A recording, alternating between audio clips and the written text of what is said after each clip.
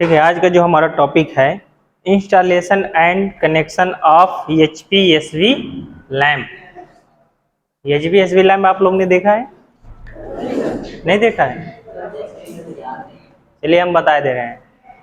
HPSV जो lamp होता है high pressure sodium vapour lamp. देखा है? आप लोग ने नहीं देखा? हाँ, लेकिन इसका जो HPSV लैम्प है ये आपको के पहले स्ट्रीट लाइट में उपयोग किया जाता था। स्ट्रीट लाइट समझते हो ना? जैसे रोड के किनारे पोल खंबे लगे होते हैं, उस पे high pressure sodium vapour lamp बड़े बड़े मरकरी टाइप पे लगे रहते हैं। मरकरी टाइप पे देखे हो?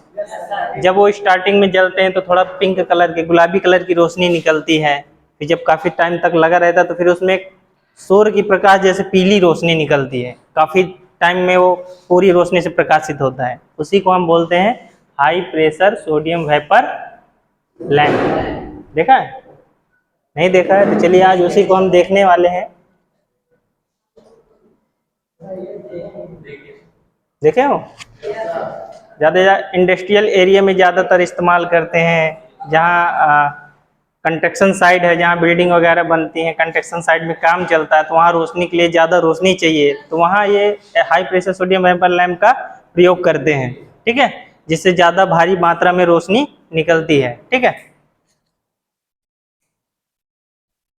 तो आज हम जानने वाले हैं कि इसका इंस्टॉलेशन और कनेक्शन कैसे करेंगे, है ना? कुछ लोग ने देखा, कुछ लोगों ने नहीं देखा है, लेकिन पहले ज़्यादा यूज होते थे, अब यूज नहीं हो रहा है। क्योंकि क्या हो रहा है, डेवलपमेंट की वजह से नया नया टेक्नोलॉजी डेवलपमेंट हो गया है। जैसे अब LED, अब हर जगह LED लगने लगी है। LED फ्लड लाइट आपने देखा होगा, है ना? छोटी छोटी LED मिल के 50 वाट 60 वाट, ये 450 500 वाट पे आता है। अब लेकिन वही कार 50 वाट 100 वाट पे हो जा रहा है। लेकिन ये पहले बिजली खपत ज़्यादा करती थी, लेकिन LED अब बिजली कम खपत करती, रोशनी उतने ही देती है ना? तो ये डेवलपमेंट हो गया है, एक नया टेक्नोलॉजी आ गया है ना? तो आज इसके बारे में जानते हैं कि high pressure sodium vapour lamp का इस्तेमाल कहाँ होता है और किस तरीके से इसका इंस्टॉलेशन और कनेक्शन करते हैं। ठीक है, चलिए फिर एक सेकेंड रुकेंगे।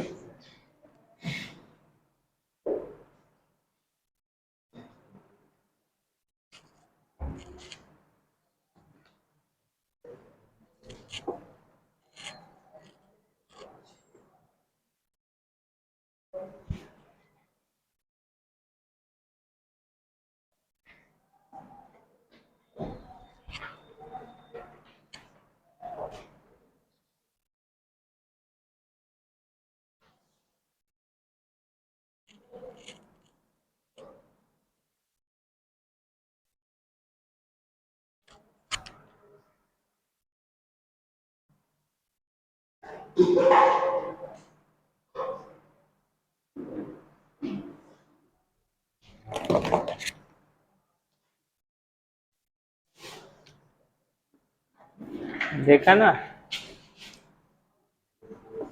HVS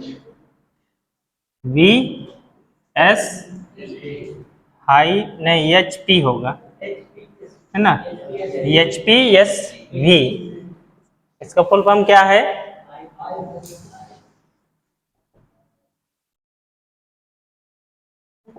हाई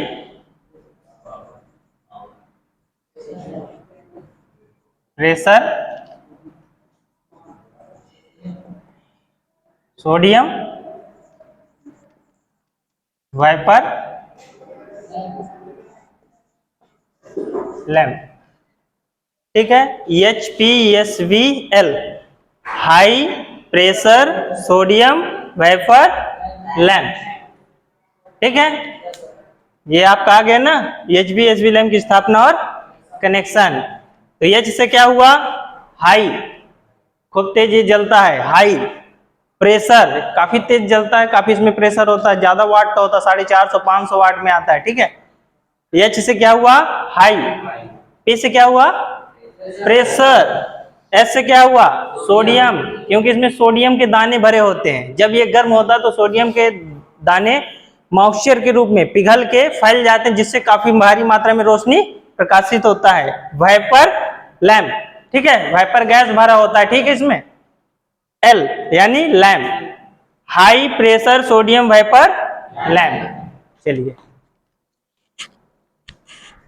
अब हम जानेंगे कि इसका इंस्टॉलेशन करने से पहले सबसे पहले हमको क्या जरूरत पड़ती है, सुरक्षा साधन। तो सुरक्षा साधन आप देख पा रहे हो क्या क्या हमारे पास सुरक्षा साधन है। सेफ्टी गॉगल्स है ना, safety belt, safety helmet, safety hand gloves, safety shoes. Safety belt का इस्तेमाल हम क्यों करते हैं, क्योंकि हम 2 मीटर से ऊपर ऊंचाई में अगर कार्य कर रहे हैं तो सेफ्टी बेल्ट का प्रयोग करना जरूरी है, ठीक है। तो जैसे हम पोल पे चढ़ते हैं, high pressure sodium vapour lamp को इंस्टॉल करते हैं, लगाते हैं, तो सेफ्टी बेल्ट लगाना बहुत जरूरी है, ठीक है। अब आते हैं आवश्यक सामग्री। आवश्यक सामग्री क्या क्या लगेगा, 3 core cable, 16 ampere power socket और लेग्स, और ये क्या है, कनेक्टर, जिससे हम क्या करते हैं, मेन सप्लाई इनपुट और आउटपुट कनेक्शन यहाँ से देते हैं, कनेक्टर है, ठीक है। हम यहाँ से फेज और न्यूट्रल देंगे, इसका आउटपुट फेज न्यूट्रल हम HVAC लैंप का जोड़ेंगे, ठीक है। 3 पिन टॉप जो कोई 16 एम्पियर का हम इस्तेमाल करने वाले हैं, और इंसुलेटेड टेप, जिस जगह हम वायर को जोड़ने वाले हैं, ज्वाइंट बनाने वाले हैं, उस ज्वाइंट को कवर करने के लिए, इंसुलेटेड करने के लिए टेप का इस्तेमाल करने वाले हैं, ठीक है। चलिए अब जानते हैं कि इसमें हम 16 पावर सॉकेट क्यों इस्तेमाल करते हैं। कौन बताएगा, किसी को पता है 16 एम्पियर का पावर सॉकेट ही क्यों इस्तेमाल करेंगे, बताइए। एसपी का पावर जो होता है कई वाट का होता है, इसलिए हाई वोल्टेज की कारण 16 एम्पियर सॉकेट का इस्तेमाल हम कब करते हैं, यस, ज्यादा पावर आएगा, जैसे हम इसका इस्तेमाल करेंगे, ये टिक जाएगा सर, कम का लगा देंगे सर, निकल जाएगा। यस, और कौन बताएगा, और किसी को पता है। 16 एम्पियर का पावर सॉकेट हम तब इस्तेमाल करते हैं जब हमारा उपकरण 250 से 300 400 के ऊपर वोल्टेज खाता हो, तो उसके लिए हम 16 एम्पियर सॉकेट का इस्तेमाल करेंगे, क्योंकि उसमें हाई वोल्टेज को वो खाता है। अगर इससे कम का हम इस्तेमाल करते हैं तो हमारे जो एक्सेसरीज हैं, टॉप है, सॉकेट है, वायर है, वो जल जाएगी, इसलिए हम इसके लिए 16 एम्पियर और 2.5 mm वायर का इस्तेमाल करते हैं, ठीक है। Sit down. अगर हम सॉकेट का भी इस्तेमाल करेंगे 16 एम्पियर, तो इसका जो स्विच होगा वो भी हमारा कितने एम्पियर का होगा, 16 एम्पियर का ही होना चाहिए। और हमारा जो टॉप जिसे हम मेन सप्लाई देते हैं उपकरण को, तो वो कितने एम्पियर का होना चाहिए, वो भी 16 एम्पियर का ही होना चाहिए। सुरक्षा साधन, आवश्यक उपकरण और आवश्यक टूल्स। आवश्यक टूल्स क्या क्या होना चाहिए, कॉम्बिनेशन प्लायर चाहिए। अगर हमको हाई प्रेशर सोडियम वेपर का इंस्टॉलेशन करना है तो हमारे ये टूल्स लगने वाले हैं, ये सारे टूल्स। सबसे पहले हमारा कॉम्बिनेशन प्लायर होना चाहिए हमारे पास, स्पेनर होना चाहिए, वायर स्टीपर होना चाहिए, नियॉन टेस्टर होना चाहिए, स्क्रू ड्राइवर होना चाहिए। नियॉन टेस्टर क्यों होना चाहिए, क्योंकि जिस जगह हम इंस्टॉलेशन करते हैं, कनेक्शन करते हैं, तो वहाँ सप्लाई चेक करने के लिए हम नियॉन टेस्टर का इस्तेमाल करते हैं। या छोटे नट बोल्ट भी हैं, उनको भी खोलने के लिए, स्क्रू को खोलने के लिए इस्तेमाल कर लेते हैं, ठीक है। स्पेनर का कार्य आप जानते ही होंगे कि नट बोल्ट खोलने कसने के लिए उपयोग करते हैं, है ना। कॉम्बिनेशन प्लायर का इस्तेमाल, कॉम्बिनेशन यानी कंबाइंड, 2 3 4 काम हम एक साथ कर सकते हैं। छोटे नट बोल्ट पकड़ने के लिए, खोलने के लिए, वायर को ज्वाइंट को खींचने के लिए, है ना, और ज्वाइंट को मोड़ के आकार प्रदान करने के लिए हम कॉम्बिनेशन प्लायर का इस्तेमाल करते हैं। वायर स्टीपर का कार्य भी आप लोग जानते होंगे। वायर स्टीपर का क्या कार्य है, हाँ, वायर का इंसुलेटेड निकालने के लिए वायर स्टीपर का उपयोग करते हैं। चलिए आगे चलते हैं। अब हम जानने वाले हैं high HPSV high pressure sodium vapour lamp, ठीक है, इसके बारे में जानने वाले हैं। जैसे कि आप देख पा रहे हो, यह लैंप गैस डिस्चार्ज लैंप की श्रेणी में आता है, गैस डिस्चार्ज श्रेणी की लैंप में आता है। इसमें नियॉन गैस के साथ सोडियम के दाने भी भरे होते हैं, सोडियम के इसमें दाने भरे होते हैं, नियॉन गैस भरा होता है, ठीक है। जब इस लैंप को उच्च विभवांतर की सप्लाई से जोड़ा जाता है, ज्यादा मतलब वोल्टेज हाई वोल्टेज से जोड़ा जाता है, ठीक है, ये 440 वोल्ट में भी ऑपरेट कर लेते हैं, ठीक है। तो प्रारंभ में यह हल्का गुलाबी प्रकाश उत्पन्न करने लगता है। जब इसको स्टार्टिंग में आप सप्लाई दोगे तो हल्का सा गुलाबी कलर इसमें निकलने लगेगा, ठीक है। फिर इसके बाद इसमें भरे सोडियम के दाने गर्म होकर वाष्पित होते हैं। जो इसमें सोडियम के दाने भरे हुए हैं वो क्या होते हैं, हीट होते हैं, हीट की वजह से गर्म होते हैं, तो मॉइस्चर हवा में यानी उसके गैस के साथ मिल जाता है, उड़ने लगता है, ठीक है। तथा सोडियम वाष्प इलेक्ट्रॉन डिस्चार्ज प्रक्रिया प्रारंभ हो जाने के बाद ये हल्के पीले रंग, जैसे वो आपके सोडियम के दाने पिघलते ना तो ये हल्के पीले रंग के रोशनी में परिवर्तन होने लगता है, जलने लगता है, ठीक है। इसी कारण इसे सोडियम वेपर लैंप कहा जाता है, ठीक है। इस लैंप को कोल्ड कैथोड लैंप भी कहा जाता है। जब इसमें सोडियम के दाने भरे होते हैं तो इसका नाम पड़ गया क्या, सोडियम वेपर लैंप, ठीक है। आगे चलते हैं।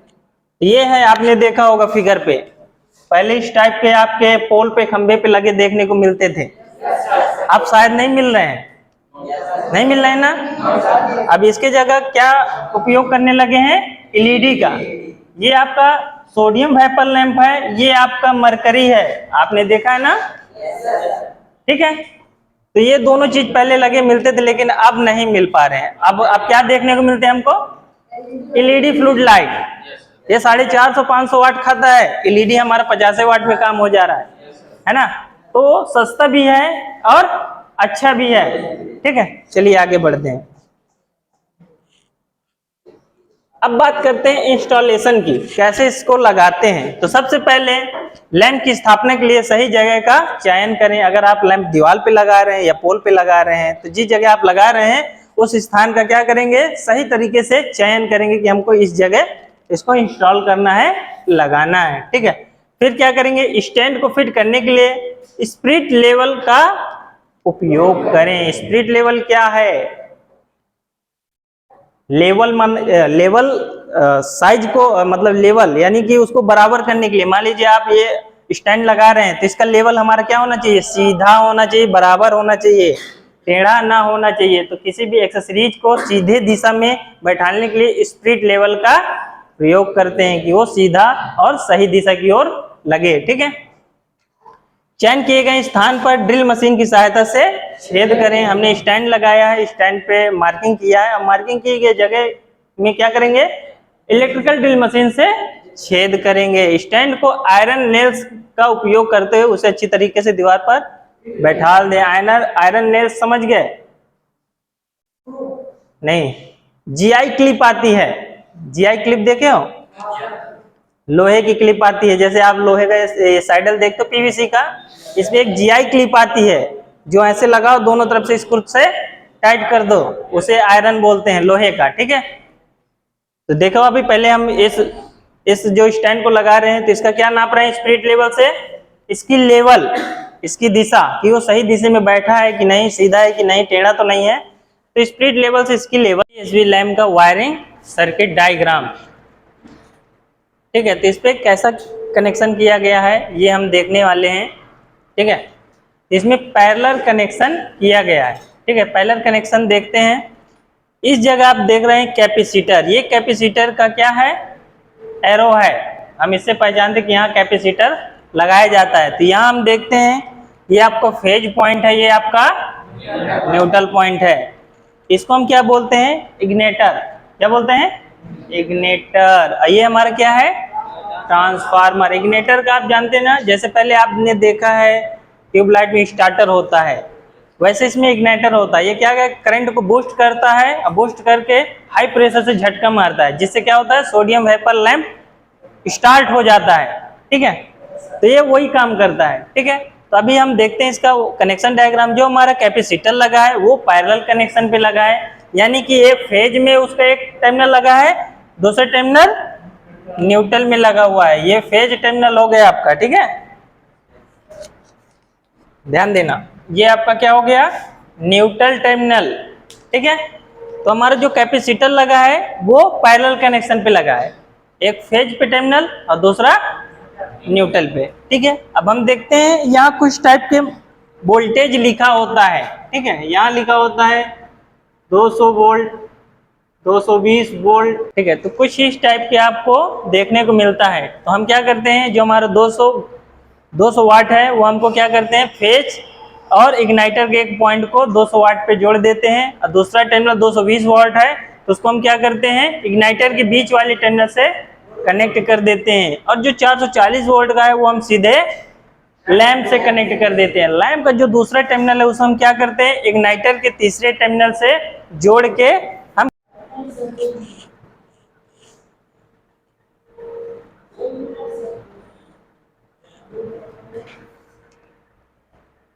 ठीक है। अब हम देखने वाले हैं HVAC लैंप का कनेक्शन कैसे करते हैं, चलिए जानते हैं। तो आप देख पा रहे हो आपके सामने है, फर्स्ट पॉइंट क्या है, अर्थिंग टर्मिनल को जोड़ने के लिए लग्ज का प्रयोग करें। जब हम सोडियम वेपर लैंप हमारा आयरन का बना होता है, लोहे का बना होता है, उसमें भी हम अर्थिंग पॉइंट को जोड़ते हैं जिसमें लीकेज करंट ना आए, अगर आए तो अर्थिंग पॉइंट से होते हुए जमीन पर चला जाए, जिससे शॉर्ट सर्किट का खतरा नहीं रहता है, ठीक है। कनेक्शन देने के बाद स्क्रू को स्क्रू ड्राइवर की मदद से अच्छी तरीके से टाइट कर देना चाहिए। जो भी हमने high pressure sodium vapour lamp में कनेक्शन दिए हैं, जो भी वायर जोड़े हैं, उनको क्या करना है, स्क्रू ड्राइवर की सहायता से उनको अच्छी तरीके से टाइट कर दें कि कोई भी लूजिंग ना रहे, जिससे स्पार्किंग या शॉर्ट सर्किट का खतरा ना रहे, ठीक है। तीसरा पॉइंट पे हम देखते हैं, लैंप में सप्लाई देने के लिए अगर हम लैंप में कनेक्शन या सप्लाई देने वाले हैं तो कितने mm वायर की जरूरत पड़ती है हमको, हाँ 4.5 mm स्क्वायर 3 कोर केबल का इस्तेमाल करते हैं। 3 कोर केबल का इस्तेमाल हम क्यों करते हैं, किस सप्लाई पे करते हैं, किसी को पता है, सिंगल फेज सप्लाई। लेकिन आपको ये डाउट होता है कि 3 कोर क्यों, सिंगल फेज में तो न्यूट्रल फेज ही होता है, एक हाँ यस एक अर्थ का पॉइंट होता है जिससे लीकेज करंट को आसानी से हम खत्म कर सकते हैं।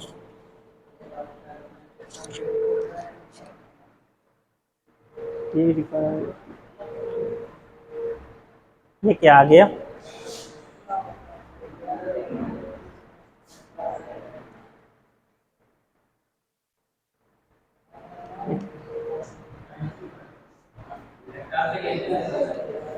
लैपटॉप से नहीं है।